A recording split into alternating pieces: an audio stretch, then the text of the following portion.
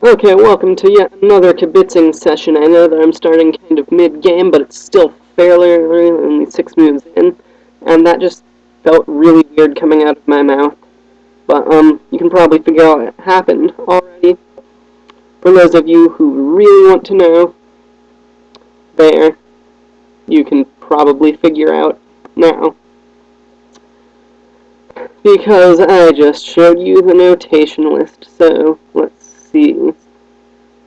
I was kind of expecting a C3 type deal. Keep the night out, but but no matter. If you see the 2400, that's Blitz, but he's playing the computer, so not as much fun to watch. So is Black really gearing up to Castle Queenside? Because that seems brave. Okay, so I guess he decided against that.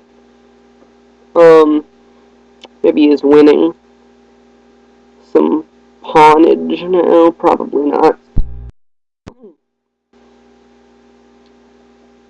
So the queen has to retreat somewhere. The options are pretty much limited to, yeah, d3, b3, and e2. I just got a challenge which I cannot accept because I am recording, and also it's rated.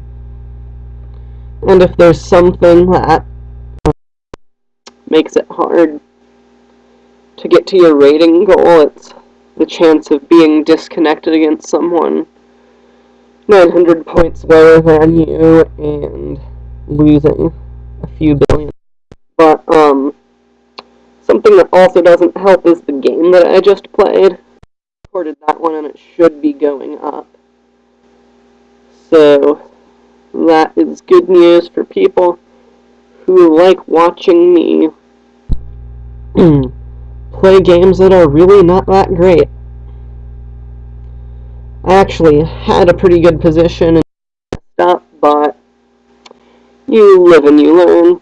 I probably won't do that again, I would say, except it wasn't so much a positional mistake, I don't think, as just a tactical oversight. And while I would love to never do a tactical oversight again, well, that's not going to happen. So we have white with his backward D pawn, and black with his backward C pawn, and white, yep, playing knight e4. So now that knight is looking at f6, which ties down that knight on d5. Although, can it take, maybe? On f4? I'm not sure, but I guess instead he's trying to eliminate his weak C pawn, so that is also a goal.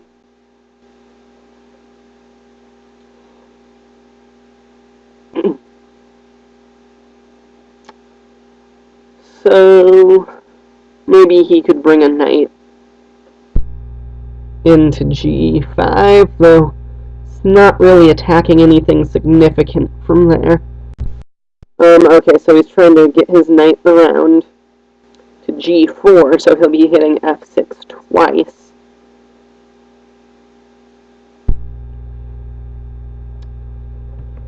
The bishop can always come back to defend, of course. And f4 is still looking largely undefended, so I guess that's what that move is about.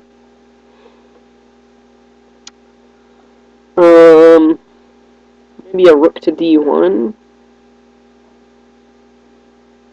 or something of the sort. Okay, so eyeing f6. There's no more brilliant fork to be had, but that doesn't mean that it would be bad to get a knight on f6 if he can. Right now, of course, he can, but in an ideal world. So now he can get that knight on f6, perhaps. The a pawn does falling, but he can get that knight f6 now.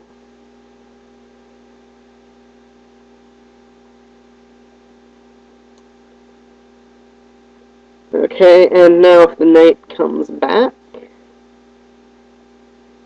I guess taking is met with, like, taking on f6, because if the knight hops back now, I guess he just recaptures that a pawn.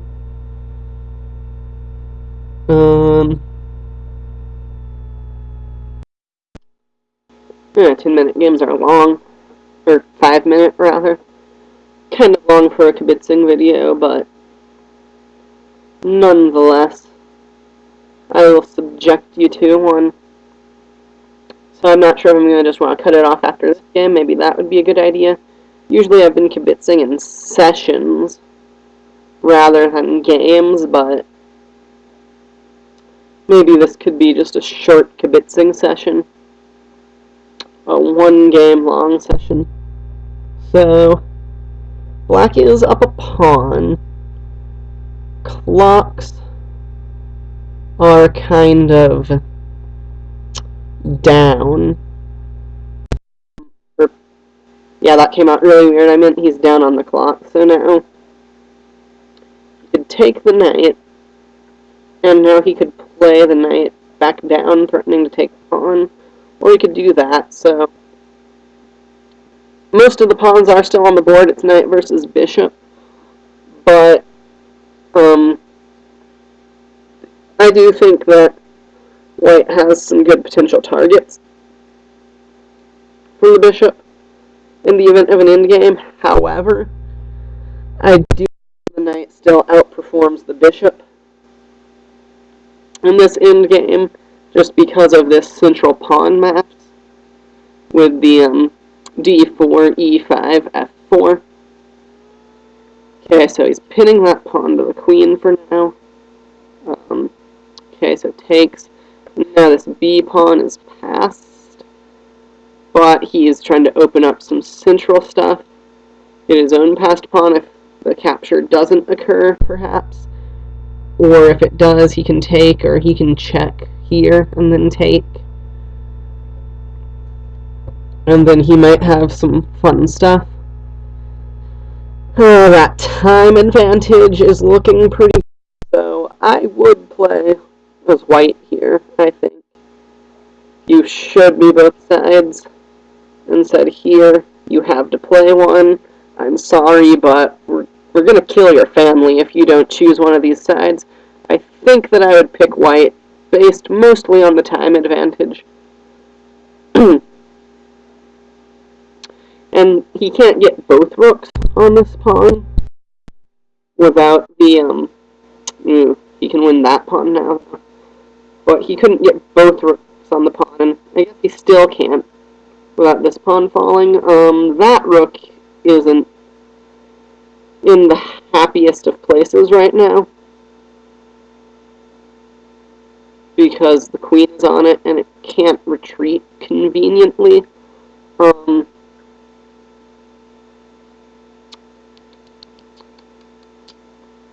But 15 seconds isn't a lot of time for this kind of thing. And I guess, like, if he can get rook c7 check in, that's probably not good news for black, who just ran out of time. Okay, so that was cool, I guess. A nice short Kibitzing video. Also threatened, of course, is the queen check and then the mate, or winning the queen, so both of those were to be avoided. So I don't know, maybe taking was just drastically wrong there. In fact, yeah, I'm not finding a defense.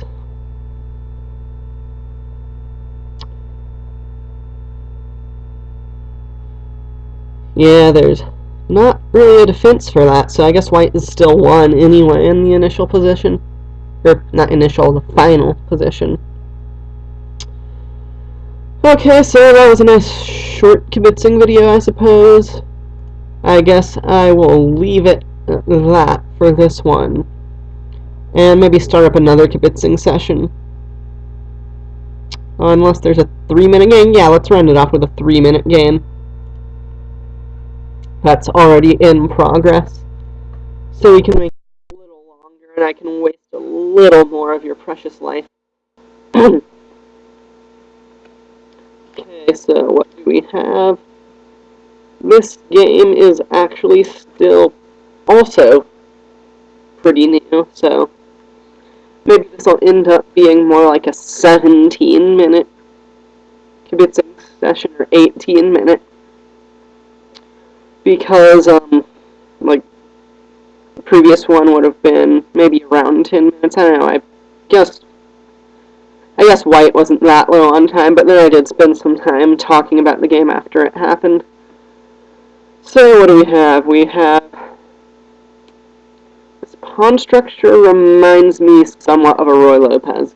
Is that what we had? It is not at all. But it reminds me of some bad Roys that I've played.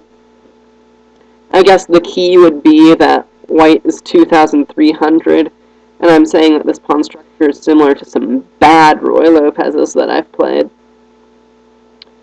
So I don't know about bringing the knight there. I mean, I guess he wants c5 control, but right now, not a whole lot of that to be had.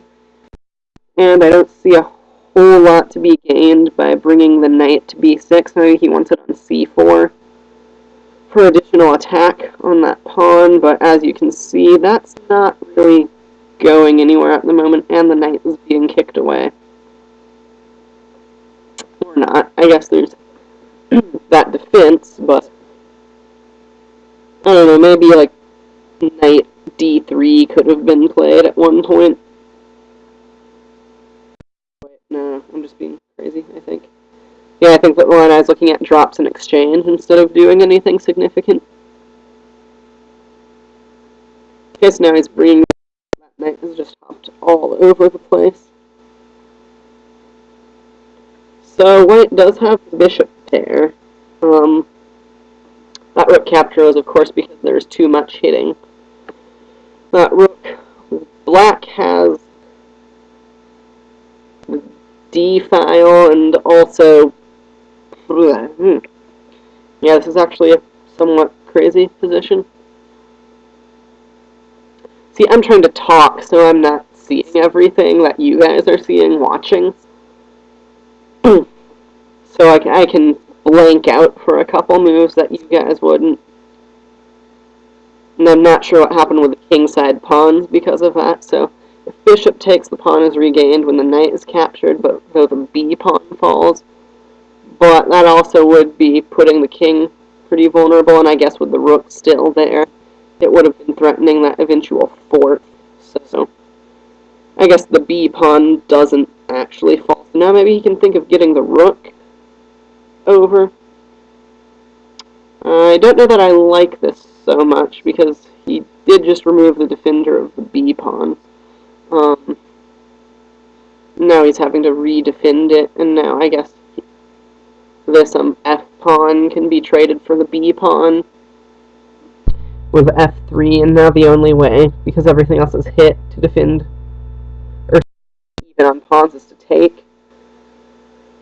So now, if f3, queen, d2 would have been an option, but the king moved, so no longer. So okay, he's giving up. He's giving up on that b pawn, and winning the exchange, so now the f pawn might fall. And I don't know about this. I mean, White is actually still down material, and if there's one piece, other than a queen of course, that I'd rather have instead of a rook in an endgame, it would be the bishop. Okay, so threatening queen to h4 mate is what that move was about. That's why he couldn't take over here, because queen h4 mate, the rook would be blocking the escape, and And, you know, the queen would be, and the pawn would be doing everything else. And rather critical time right now, I might add. So this isn't looking that great for white. Guess maybe Mr. 2095 gets a new best win, or is this a draw now? No, it's not. Is it?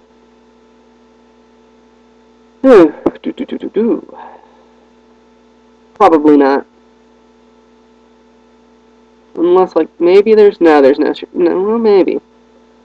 There might be a shenanigan with rook takes. He resigned, but... And I guess maybe rook takes and just the king moves over. Yeah, that's probably sufficient. So we are not going to watch this new game, unfortunately for you. I'm going to be cutting off this Kibitzing video now. Thank you for watching, and I will see you next time.